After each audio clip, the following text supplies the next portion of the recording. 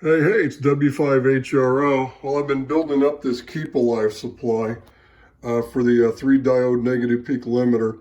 And what I found is I had these square plywood blocks that somebody had, when the people that sold this house, they left these coasters out in the garage.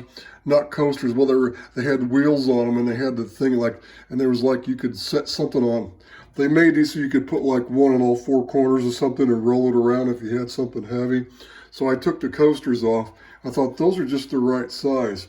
I probably only need the one. So what I'm trying to do is I'm trying to make this thing as compact as possible. And what I found is I have my old 4-400 screen transformer. This is the one like for the desk kilowatts. This would power up the screens of the 4-250s or 4-400s. So I'm just going to use this for the Keep Alive supply. It's going to run a little hot, but I just, this is just going to be the supply output. Then I have the choke mount in here. I haven't mounted this yet. I got some resistors on order, some 5 watt, I think 100Ks. I ran out of those. I'm going to put a couple of those across, for the voltage divider on these caps protect the caps. And then I've got the same big, the 3 amp diodes. It's 2 in series with 2 in series. It's going to be a half-wave supply. I'm going to use the lowest voltage AC tap on the primary to get the volt output as low as I can. So I got to drill more holes and mount this stuff, but when I get the resistors in, I'm going to do that. They'll be here probably. I doubt they're going to get here, but Christmas is what, the day after tomorrow? Oh, by the way, my antenna wire got delayed. It got stuck somehow. It left Florida and it got stuck in South Carolina. It was stuck in South Carolina since the 17th, and it just left there today. They finally updated it in the system. So something in South Carolina is going on. So my wire's probably not going to be here till after Christmas. I mean, it could be here by tomorrow, but I doubt it. It's been delayed, so bummer. And the rain's supposed to come back for several days, and there's going to be like a little bit, get like one cloudy or one clear day here and there in between all the clouds in the forecast. So I'll just have to try to put up my inverted L when I can, get a break in the weather, I guess. But I'll go ahead and I'll build the antenna back up and get it ready to raise up.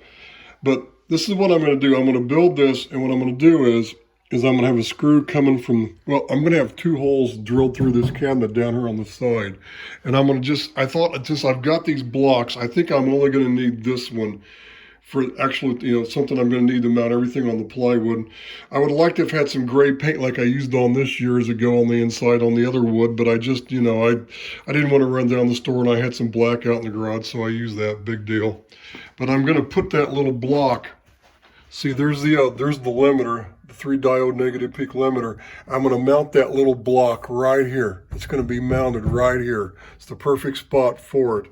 Then I'm going to do something like put a big ass rheostat on it or something like that, a big rheostat or, just a couple resistors just to get the voltage down to see what voltage I need for to limit the negative peak in the right spot. Then when I figure out what it is, I'm more than likely going to get 2 of those NTE62s like I used on the exciter power supply to regulate everything, because I've got this dual one. I bought 3 of these from eBay last summer. Somebody was selling a set of 3 of them. This is for duals.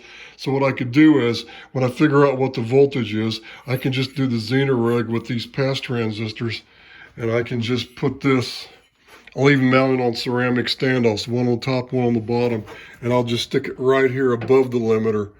So then I'll have a regulated supply on this limiter. I just got to figure out what the voltage needs to be first. So that'll work out perfect. And I don't think I need the other block. And then I also, I have this is actually a Cridum. This is actually a DC relay. It's a 1,000-volt DC relay, 25 amp. It's overkill. See the DC symbol right there, but next on the right side of the V after 1,000? This is a DC relay. This is not an AC. This is the real thing. My initial plan was that the Keep Alive supply, this thing's going to output the high V to probably through these pass transistors are regulated, and then I'm going to, if I need to open and close it, I might be able to leave it on connected to the modulation transformer the whole time. The voltage is going to be low. I mean, it's going to be around 200 volts, plus or minus a little bit. It's going to be somewhere right around positive 200 volts is what I'm going to need for this, because I've got, you want to limit it, I want to limit the negative peak to 90%, and my plate supplies are 2,125 volts each on the bottom here. So that's what I have. When they're loaded down, they're 2125. So about a 200 volt supply for the the negative to limit the negative peak should be about right, plus or minus just a little bit. So I could tweak it with like a 190 volt Zener, 180 volt Zener, or a 210 volt Zener. I can whatever the sizes I can find, I can just tweak it either way to get it in the right spot.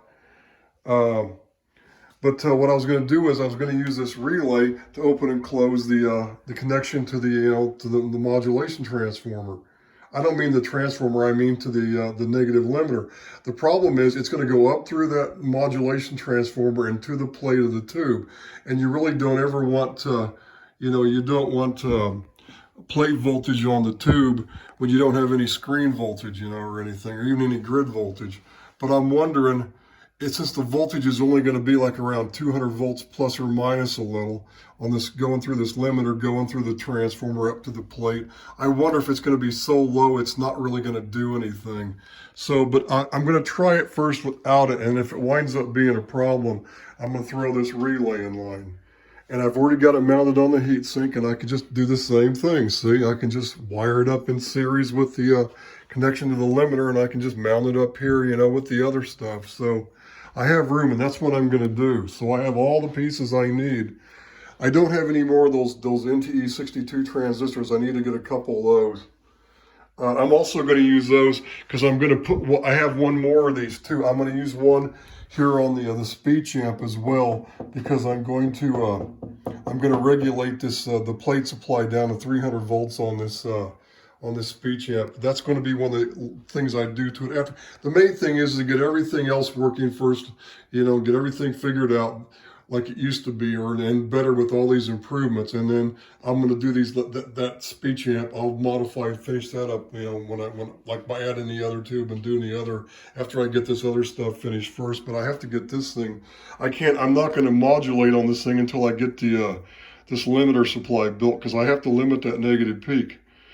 I mean, I can test it without it, but it's just, it's going to hit the baseline. So that's why I always had to keep the audio gain control down years ago, to keep it from being too bad, because it's going to hit it. So when I start turning the audio, when I put that other tube in this guy to get the compression, everything's going to come up, and it's going to, it's going to change it. So I'm going to have to have this limiter working. So that's it for now. I just wanted to show you that I'm building this little module to stick down in there, and then I've got these other two things. I mean, I'm thinking, I really didn't want to regulate it, but I'm thinking it's probably a good idea. I'll just figure out what the voltage needs to be, and then I'll just regulate it, and that way it'll be fixed, and I'll be done with it. Then I'll never have to worry about messing with it again. So that's it for now. This is W5HR and an O.